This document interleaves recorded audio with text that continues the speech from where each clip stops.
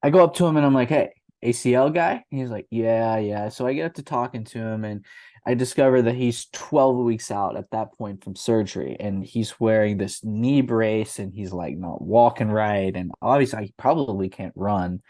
Um, and I was thinking about where I was 3 months out. And by then I had already came back from Argentina. So I had been walking 7 miles a day. I had been going to the las discotecas, the dance clubs and dancing like an idiot.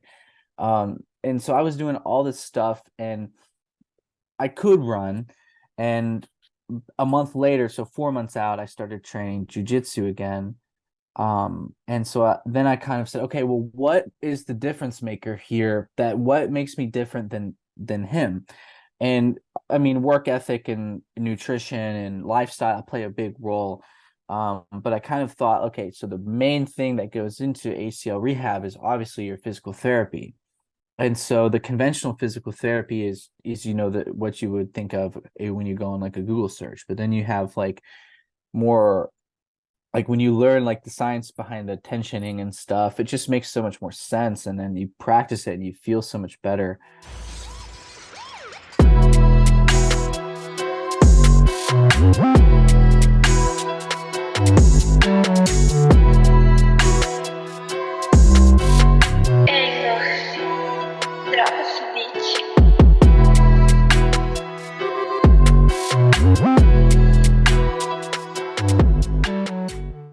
Welcome to the Movement Monday podcast. I'm your host, Joe, and I'm joined by Stephen Pena. Stephen is the host of the Ascension Show podcast, and he's been working with us at MovePainFree for the last around 4 months through his ACL rehab. Stephen, thanks for coming on. Joe, thanks so much for having me on. It's a pleasure. I'm glad we can make this happen. I'm so excited to talk about some recoding with you. Yes, yes. So, right away, why don't you just go into a little bit more about yourself and about your movement history? Sweet. So yeah, as you mentioned, I have a podcast and I love doing that. We talk about mindset optimization and just kind of ascending and into a better reality. I have a business, superfood business. I'm getting into content creation and stuff. I'm a student as well. I train jujitsu and with terms of movement history stuff, I grew up playing soccer and that's kind of all I did growing up and I really enjoyed soccer. And then I started training jujitsu my senior year of high school. And so to date, I've been training over 2 years. And then in the past year, I got into lifting to put on some weight and to get stronger for jiu-jitsu and to become more aesthetic and stuff. So obviously I'm going to the gym and doing the conventional lifting program, lifting patterns and stuff. And I actually popped my MCL in November of 2022 and it was on my left knee. So that kind of stopped me from doing like squatting and deadlifts and all that leg work stuff that you would do at the gym normally. But I still like continued with normal lifting stuff. And that's kind of when I got connected with you guys because I put something on one of Solbra's Twitter communities asking about MCL stuff, and Mitch responded and gave me some tips, and we followed each other and kind of stayed in contact. And then, I didn't really take care of the injury the way I should have. I didn't change anything about my movement patterns, my habits. You're not addressing the root cause and you don't nurture it. So obviously it's not going to get better. And I still wanted to keep training jujitsu. So I kind of just like dealt with the pain and like worked through it, even though it sucked. And I was also reffing soccer games. And, I was an ACL tear waiting to happen. And so during a fight, in front of the class, it's called a super fight. It's competition style role just to kind of curate your mentality and get you used to fighting and stuff. Mhm. So I try and judo flip my training partner and I'd bring him across my body so I could throw him on the floor. And he tried to counter it and the weight shifted and I fell back onto my heel on my left leg where I popped the same MCL and it was a huge pop. It was like, "Boop."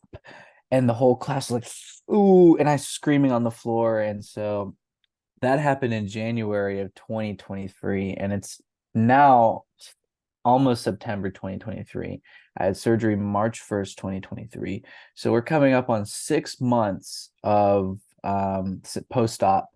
And today I did a workout routine provided by you guys. I sprinted around the track. I am doing, your leg exercises, and I've been back on the mats. I've started to integrate more like a daily life type of stuff. So it's been definitely a progress, but I think something that's been super vital to the recovery process has been my perspective change on the way that you should move and the way that your body should work, and the kind of patterns that we develop and the kind of things that we're trained and the things that we're told to do aren't necessarily harmonious to what our body was built for. And so I think it's been so awesome to learn about like natural movement patterns and kind of how to unlearn everything and implement these new concepts. And so yeah, that's kind of where I'm at now. Yeah, so that's played a big role in getting you from on the surgery table to sprinting around where, sprinting around the world, working out 5 times a week. And yeah, go into a little bit more about not only just from the training aspect, but the aspect just in your everyday life, that seeing a natural way of movement and kind of understanding this is how you move better. This is the stuff that makes you move worse. How has that affected your daily life and stuff? Yeah, so one thing that comes into mind immediately is, so I have this a little hip thing on my right side, and I've been trying so long to figure out like how to fix this, what's the problem. And one day it just hit me while I was driving. And, sitting already isn't ideal for your body and your anatomy. And it hit me and I was like, oh my God, I'm like driving like completely, like I can't show you, but just the way I had my foot just was completely wrong, like off center. So you're supposed to keep everything straight, but my knee was pointed out, and like, my spine's staying straight, but my knee's pointed out. So like has my hip out.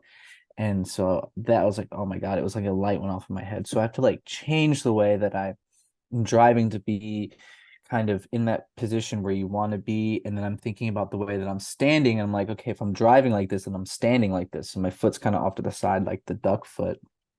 And so I'm thinking, all the time about getting out of the habit of standing like that and just standing straight forward.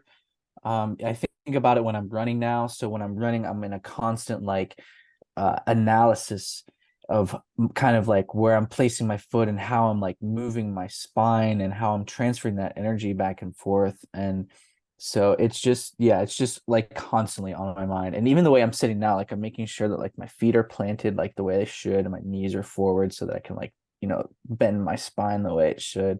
Right. So yeah, it's just, yeah, it just makes you change the way you think, because you're always in a state of movement, whether you're sitting down or where you're in, standing up, you're still going to be in that state. So you have to kind of like make your body be the way it should be.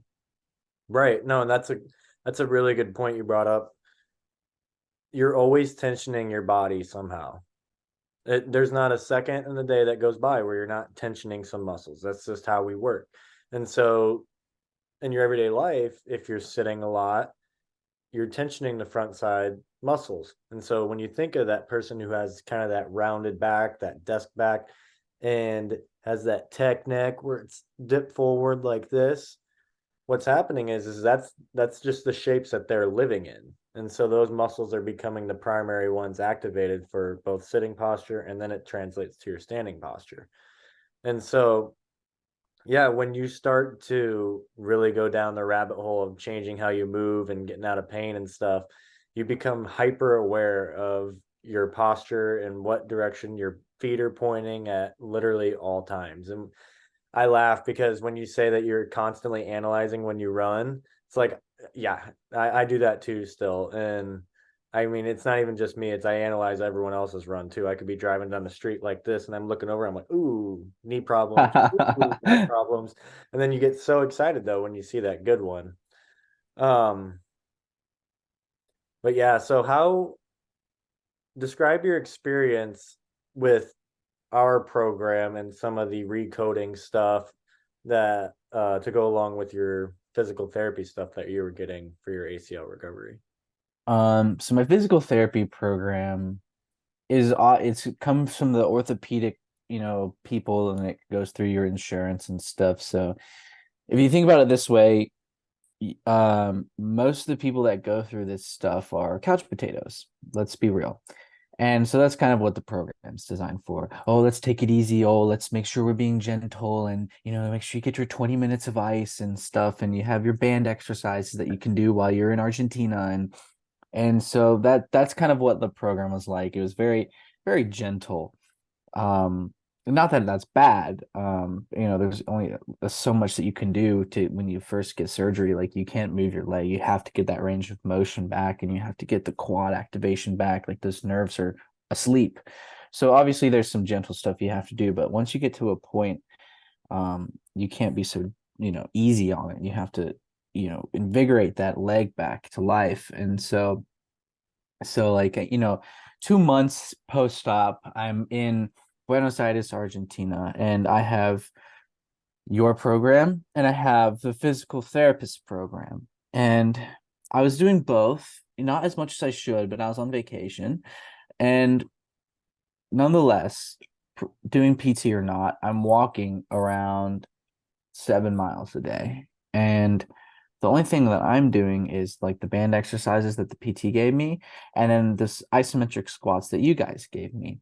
Eventually, I decided that I felt better just doing the squats, and that was just the regular isometric squat and the wide stance squat.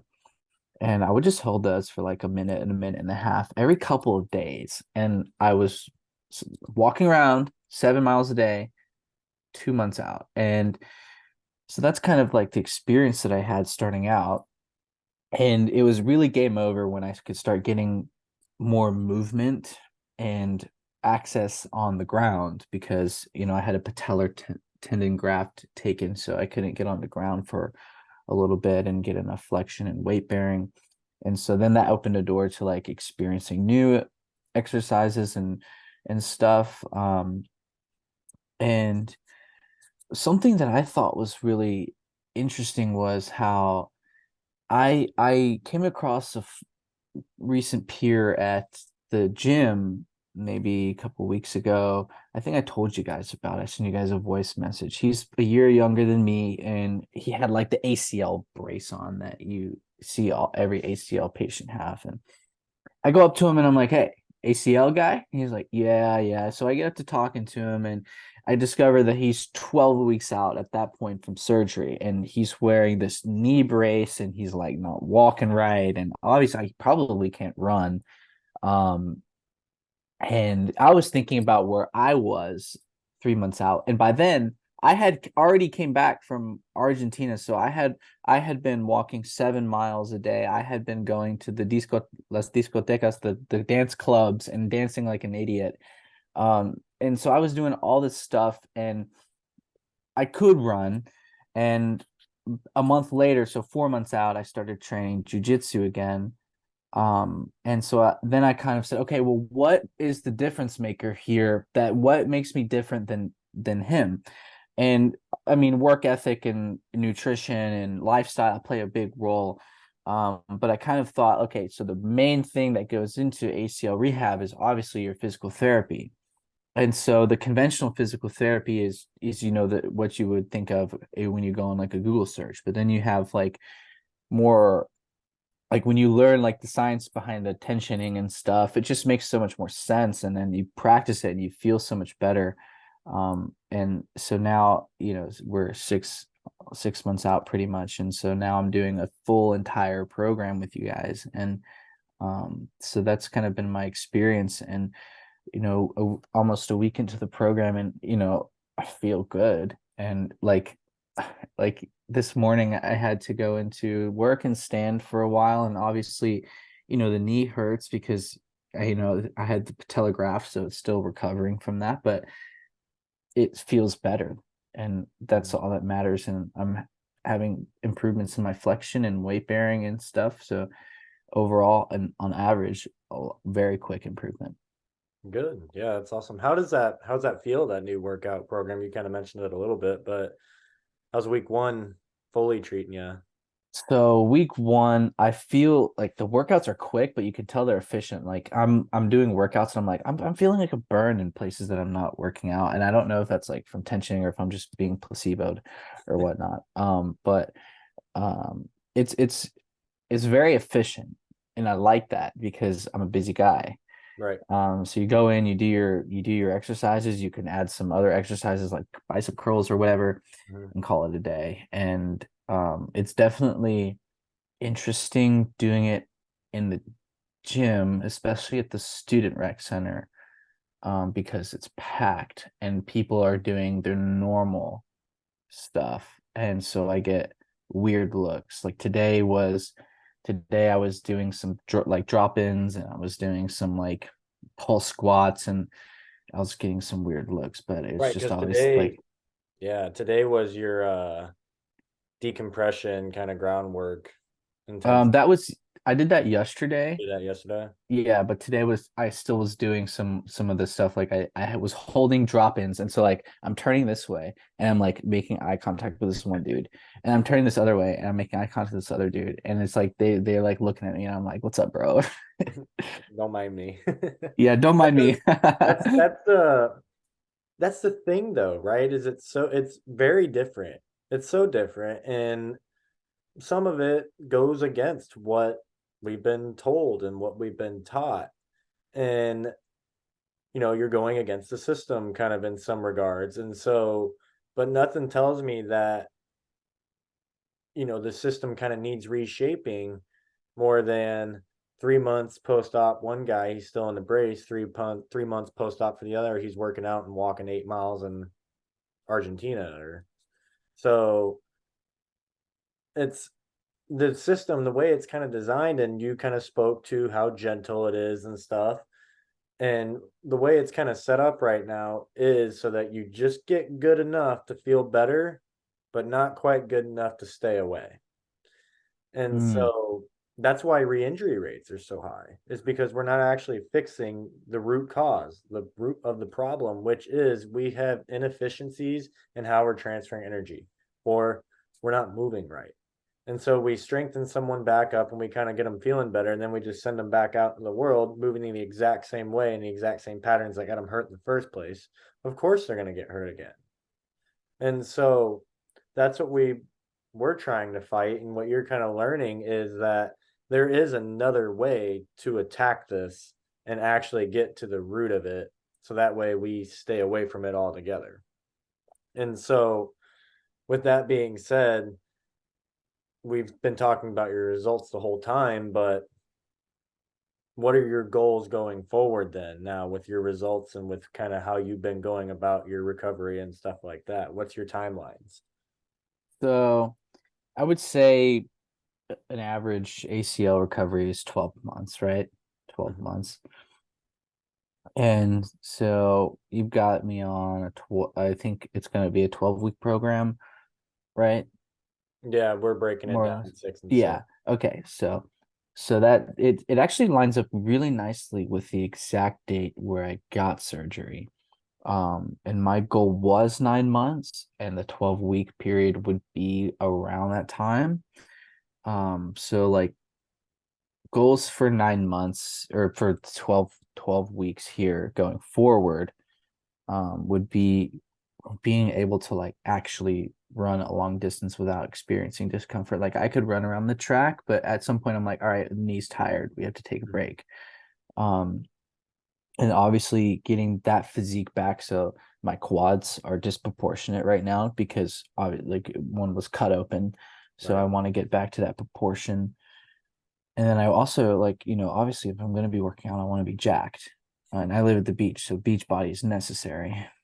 And then just training 100% again. I want to go back on the mats and I want to roll 100% and I want to participate in those super fights again and I want to go back on the mats and like in basically like put fear into people, like, oh my God, Steven's back from his injury. Oh, we're so fucked. Like that's what I want in 12 weeks. And that's like the vision that I have in my mind. That's the vision that I've had since I got off the operating table. And so it's just the vision that I've continued to have, and it's what I work towards. And there's not a day that doesn't go by where I don't think about getting back on the mats the way I was, and even better than the way I was, right? And getting to a point where I'm so physically fit that I feel so good.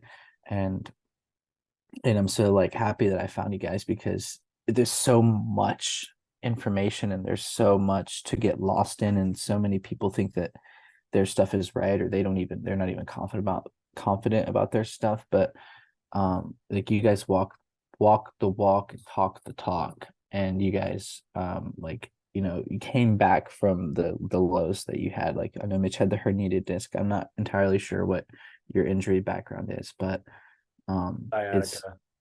okay. Yeah, so that's a serious situation. And so I mean, the results speak for themselves, and obviously the efficiency is there. Like, you guys are out there doing the Spartan races and stuff, and you guys have this guy on Twitter that had knee problems that's doing the Spartan races and stuff. And so I see that, and that's also inspiring. So I just have, I just totally tunnel vision focused on that version of myself that I'm bringing into materialization. Yeah, so you want marble statues of you carved out with that shredded physique to put on the beach in North Carolina. Pretty much. Like warrior pose and everything. Yeah, Yeah. so how does this with what you do in your show and stuff like that, how is this stuff? Has this helped you reach that next level from a mental standpoint and all that different kind of stuff?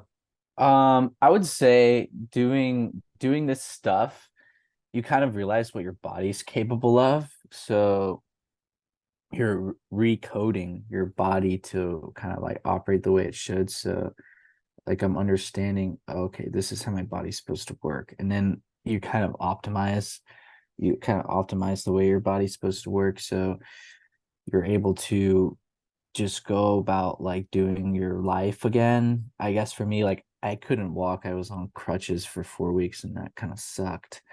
And so then I kind of like learned that it didn't have to be as slow and as like excruciating as some people make it out to be.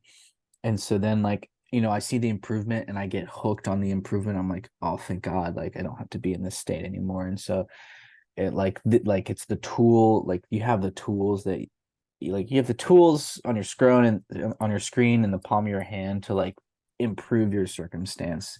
And there's seriously nothing better than feeling good like in your body. And it makes me so grateful to even have like operating legs. And there are people that don't have the same blessing that you have, and so it makes you grateful that you're able to be in this body and and be able to improve the circumstances that you're into. Right. Yeah. So yeah, lots of gratitude as well goes into it for me. Yeah, that's awesome. Yeah. So how does it feel to run on the beach in the sand? You done a lot of that? Yeah, running on the beach is different than running on hard ground. A lot harder. I would say running on the beach is harder, but it's more it's it's it's kind of better for you to access the movement patterns, and it's like easier on the new ligament, it seems like. Because the sand, it like molds to your foot, so you kind of really have to dig into it the way you should. And I could definitely go a longer distance on the sand than hard ground, but the sand is harder than the hard ground to run on, if that makes sense. Yeah, I'm picking up what you're putting down. Yeah, Yeah, yeah. so many guys want to blame all the injury rates on the playing surface. Until they start playing football on sand, I can tell you right now, it ain't the playing surface. So it's the way you're moving. And so, yeah, tell us a little bit about your show. So for my show, I've been wanting to start a podcast before I started the podcast. I had been wanting to do a podcast for like 2 years, just because I feel like I have so much to share, and I feel like what I have to share is valuable for people. And I never actually took the action to do it. And then one day I was like, I'm gonna do it, and I did it. And I just had some friends on the show and stuff, and then now I'm being more consistent with it.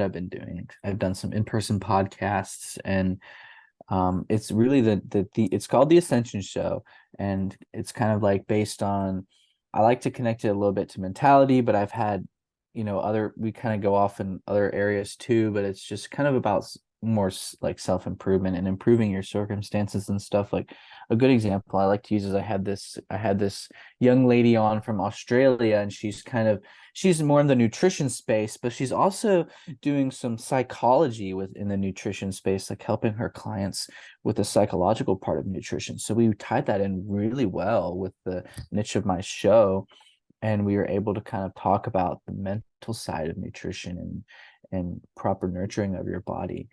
And really, and when you kind of approach it from that perspective, there's really no one that you can't have on the show. I had this guy on that was, he's a writer, and writer, talking about writing can be really logistic, or it can be really philosophical and open-ended. And so we went down the open-ended side, and we talked about different philosophies that inspire his writing, and we talked about kind of what inspired him to write, and the living, he talked about living, a different life, and telling himself that the life that he was living was okay, but it wasn't. Then it inspired his writing. Um and so it's really open to anybody, and I think that's kind of what I really like about it, is like I can have anyone on the show, and then we can kind of flip it and like create a conversation where we can talk about basically ascending ourselves through this specific topic. So, for example, I'm kind of relating everything here to improving your circumstances and overcoming kind of certain difficulties that arise in your timeline. So, like mine is like this ACL surgery, and then I'm talking about how like using the exercises have been great for overcoming like mental barriers that you have on yourself and realizing what you're capable of and stuff. So that's kind of what the show's about, and it's still in its foundational stages, but I really do think that the podcast is great for all listeners because it's open to all guests. So So it sounds like the me and Mitch are going to be joining the Ascend show here in the near future. yeah, you guys have to get on the show. We're gonna have to have a part two. We're gonna have to bring Mitch on the show. I think when the three of us combine forces, we're gonna be making shockwaves in the metaverse, and a lot of people are gonna be reached with proper movement education. I think that we could really have a good conversation about the uh, the average person being able to benefit from the exercises and stuff, and we can really get into the mental side of things as well. I really want to hear from your guys' experiences. Like I want to hear about your sciatica, and I want to hear about Mitch's herniated disc, and a little bit of the stories that go behind that, because the stories are so powerful, and I think the lows are a mirror reflection of the highs. And we'll get into the mentality side of stuff, and we'll get into like the self-improvement side of stuff. So like what exactly how exactly your circumstances can be improved by using these philosophies and using these exercises, kind of what I touched on before. And I'd love to have y'all's perspective, coming from like a coach to student, type energy. And then we can also have, coach to audience. And you guys have a lot of knowledge, and this part, the internet, the social media doesn't really get a lot of movement red pilling, and I think it's an untapped area that needs to be capitalized on, because people are being misled. Either, some people just haven't received the proper education and stuff, like myself. um so there's a lot of value to be given, and I know that there's a lot of value to be shared, and I think it's important that that message is conveyed to as many people as possible. Yeah, definitely. And I mean, Mitch and I both, like you said, we've been through those lows, and it has costed us a lot, especially in that moment. And so everything that's built up to where we are now, to where we can put out exercises in a program that's going to help you guys as fast as possible. Like we tested all of it. The first test people and subjects that all of it was done on was us.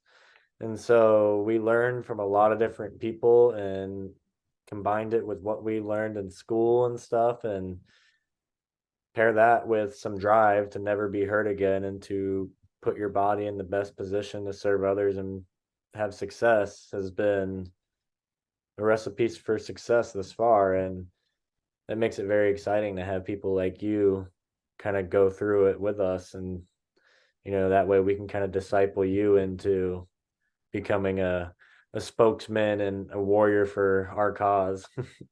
Yeah, it's really been a pleasure, and I think it's nothing short of a blessing that I came across you guys. I really have a lot of gratitude for both of you two, and the the kind of brotherhood and the mentorship and the friendship that you guys bring into your coaching. And it's truly, I mean this from like my heart. You guys changed my life, and that it does not get better than that. I appreciate that, man. It's been awful fun to work with you.